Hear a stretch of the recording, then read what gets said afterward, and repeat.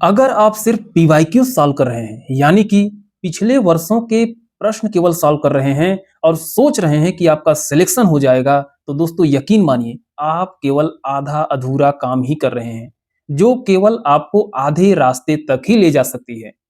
और एक बात बताऊं दोस्तों, बहुत सारे एस्पिरेंट्स यही गलती करते हैं, जिसकी वजह से वो अपना सफलता का परचम नहीं लहरा पाते हैं। तो दोस्तों, काफी सारे कैंडिडेट्स जो गलती करते हैं वो ये है कि वो पिछले वर्षों के प्रश्न को तो सॉल्व करते हैं, लेकिन उसकी एनालिसिस करना भूल जाते हैं, या फिर अगर वो उसकी एनालिसिस करते भी हैं तो उसे एक सही तरीके से नहीं करते, जिसकी वजह से वो हमेशा एक भ्रम या डर की स्थिति में बने रहते हैं।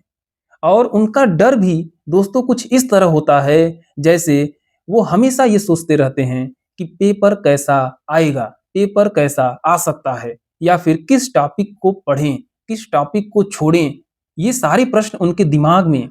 बने रहते हैं। तो दोस्तों, अगर आप टीजीटी पीजीटी की सीरियसली तैयारी करते हैं और अपनी सफलता को सुनिश्चित करना चाहते हैं, तो ये वीडियो आपके लिए गेम चेंजर साबित हो सकती है। तो साथियों नमस्कार, मेरा नाम है सत्यम दुबे और आपका स्वागत है मेरे इस YouTube प्लेटफॉर्म पर। तो दोस्तों, बढ़ते हैं अपने मेन पॉइंट की तरफ, यानी कि प्रीवियस ईयर क्वेश्चंस को कैसे सॉल्व करें, पिछले वर्षों के प्रश्नों को कैसे सॉल्व करें दोस्तों।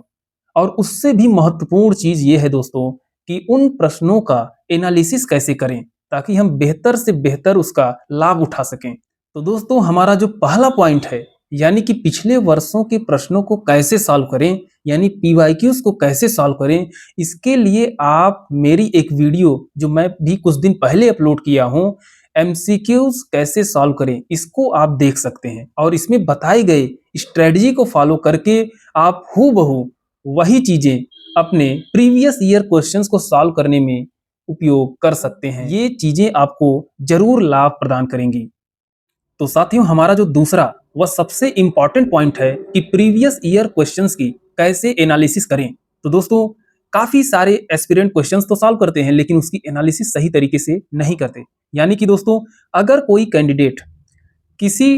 टीजीटी पीजीटी परीक्षा की किसी वर्ष के सेट को सॉल्व कर रहा है एक सीमित समय में, यानी 2 घंटे में, और सॉल्व करने के उपरांत केवल वो ये देखकर उस सेट को छोड़ दे रहा है कि उसका कितना प्रश्न सही हुआ और कितना प्रश्न गलत हुआ, तो याद रखिए दोस्तों, इससे उसे विशेष लाभ नहीं मिलने वाले हैं। यानी कि उसकी टाइम मैनेजमेंट इंप्रूव तो हो सकती है, उसकी एक्यूरेसी तो इंप्रूव हो सकती है, लेकिन उसे ये नहीं पता चल पाएगा दोस्तों कि किस टॉपिक को पढ़ना है, कौन से टॉपिक के कॉन्सेप्ट उसके सही हुए या कौन से टॉपिक के कॉन्सेप्ट उसके अभी भी तैयार नहीं हैं। तो दोस्तों, इन सारी चीजों को जानने के लिए आपको 2 चीजें बहुत आवश्यक है देखनी। यानी कि अगर कोई प्रश्न गलत हुआ तो आपको 3 उसके संभावित कारण खोजने हैं, जिसमें से आप पहला कारण खोजेंगे दोस्तों कि क्या आपने उस टॉपिक को नहीं पढ़ा था जिस टॉपिक के बेस पर वो क्वेश्चन फ्रेम हुआ है, बना है। और या तो फिर क्या आपने रिवीजन के अभाव में, यानी कि किसी कंफ्यूजन में आपने उस प्रश्न को गलत कर दिया, या फिर क्या किसी जल्दबाजी में आपने कोई सिली मिस्टेक्स कर दिया। क्योंकि दोस्तों, कभी-कभी टाइम के अभाव में हम जल्दबाजी में आकर अगर किसी प्रश्न का ऑप्शन बी सही है तो उसे सी टिक करके चले आते हैं, कलर करके चले आते हैं। तो दोस्तों, अगर इनमें से पहला आपका जवाब है कि उस प्रश्न के टॉपिक को आपने नहीं पढ़ा है अभी तक, तो आपको क्या करने हैं दोस्तों, आपको उस प्रश्न के टॉपिक को पढ़ने हैं और साथ में उस टॉपिक को थोरली पढ़ना है, वो कंप्लीटली पढ़ना है, ताकि अगर कोई प्रश्न वहां से दूसरा बने तब भी आप उस प्रश्न को सॉल्व करने की स्थिति में अपने आप को बना सकें। और दूसरी चीज दोस्तों, अगर आप कंफ्यूजन में उस प्रश्न को गलत किए हैं तो आपको क्या करना है दोस्तों, तो जिस टॉपिक से वो प्रश्न बना है उस टॉपिक को आप बार बार 4 बार 5 बार 6 बार रिवाइज कर लेंगे। ठीक है दोस्तों। और अगर आपने सिली मिस्टेक्स की वजह से वो प्रश्न गलत किया है तो आप अपने टाइम मैनेजमेंट को सुधार करेंगे और अपनी कंसंट्रेशन को बढ़ाएंगे, ताकि एग्जाम हॉल में ऐसी गलतियां देखने को न मिले। जो हमारी दूसरी चीज है, यानी कि अगर कोई प्रश्न आपका सही हुआ है,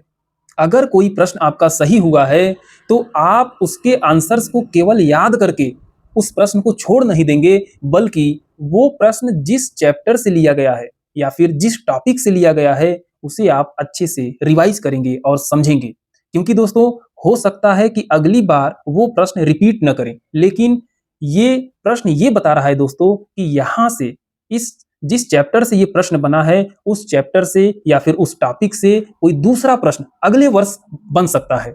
तो दोस्तों उस चैप्टर या फिर उस टॉपिक को आप बहुत अच्छे से समझें और रिवीजन करें उसका। तो साथियों अभी तक जो भी चीजें मैंने बताई हैं, मैं उम्मीद करता हूं कि वो सारी चीजें आपको समझ में आई होंगी। और साथ में मैं आपको यहाँ पर एक इम्पॉर्टेंट टिप देने वाला हूं दोस्तों, इसे भी आपको एनालिसिस करते वक्त फॉलो करने हैं। और दोस्तों मैं ये दावा करता हूं कि ये सारी चीजें अगर आप फॉलो करेंगे तो आप जरूर, आपके दिमाग में जो कंफ्यूजन रहता है कि क्या पढ़ें क्या छोड़ें, किस टॉपिक को पढ़ा जाए या किस टॉपिक को छोड़ा जाए, कहाँ से प्रश्न बन सकते हैं, क्या प्रीवियस ईयर क्वेश्चन के जो प्रीवियस ईयर क्वेश्चंस होते हैं वो रिपीट करते हैं या नहीं करते हैं, तो इन सारे भ्रम से आप बाहर निकल आएंगे और साथ में अपनी तैयारी को और ज्यादा धारदार और मजबूत बना देंगे दोस्तों। तो साथियों जो मैं बात करने वाला हूं यहाँ पर वो न्यूमेरिकल क्वेश्चंस की बात नहीं करने वाला हूं, यानी कि जो मैथ और साइंस के न्यूमेरिकल प्रश्न होते हैं, आंकिक प्रश्न होते हैं, सवाल वाले प्रश्न होते हैं, उनकी बात मैं नहीं कर रहा हूं। जो थ्योरेटिकल, किसी भी विषय के थ्योरेटिकल या फिर कंसेप्चुअल प्रश्न होते हैं, मैं उनकी बात करने जा रहा हूं दोस्तों। क्योंकि पेपर में थ्योरेटिकल और कंसेप्चुअल जो प्रश्न होते हैं काफी सारे पूछे जाते हैं, काफी सारे प्रश्न बनते हैं। तो दोस्तों अगर हम कंसेप्चुअल और थ्योरेटिकल प्रश्न की बात करें तो दोस्तों हर प्रश्न के सापेक्ष 4 विकल्प दिए गए होते हैं, जिसमें से केवल एक विकल्प सही होता है टीजीटी पीजीटी के एग्जाम में, लेकिन बाकी 3 विकल्प जो होते हैं दोस्तों वो गलत होते हैं। लेकिन आपको क्या करना है दोस्तों, उन 3 विकल्पों को भी ध्यान में रखना है, यानी कि वो 3 विकल्प क्या बता रहे हैं उसको भी आपको देखना है। अर्थात कि वो जिस टॉपिक की चर्चा कर रहे हैं, जिस टॉपिक की तरफ संकेत कर रहे हैं, उन टॉपिक्स या चैप्टर्स को आपको पढ़ने हैं। जैसे कि मैं एक उदाहरण लेता हूं दोस्तों कि परमाणु के नाभिक के बारे में सर्वप्रथम किस वैज्ञानिक के एटॉमिक मॉडल द्वारा प्रेजेंट किया गया था, बताया गया था। तो दोस्तों अगर 4 ऑप्शन दिए गए हों, जिसमें पहला ऑप्शन हो हमारा डाल्टन का परमाणु मॉडल, दूसरा हो रदरफोर्ड का परमाणु मॉडल, तीसरा हो बोहर का परमाणु मॉडल और चौथा हो समरफील्ड का परमाणु मॉडल, तो दोस्तों इसमें जो राइट आंसर है हमारा, जो राइट आंसर है दोस्तों वो है रदरफोर्ड का परमाणु मॉडल। ठीक है दोस्तों, ये तो हमारा राइट आंसर हो गया। इसके अब हमें क्या करना है कि रदरफोर्ड साहब की जो परमाणु मॉडल है वहां उस टॉपिक को बहुत अच्छे से तैयार करना है। जितने भी संभावित प्रश्न उस टॉपिक से बन सकते हैं उन सभी को तैयार कर लेने हैं। साथ साथ जो ये 3 ऑप्शन और बचे हैं जो गलत दिए गए थे,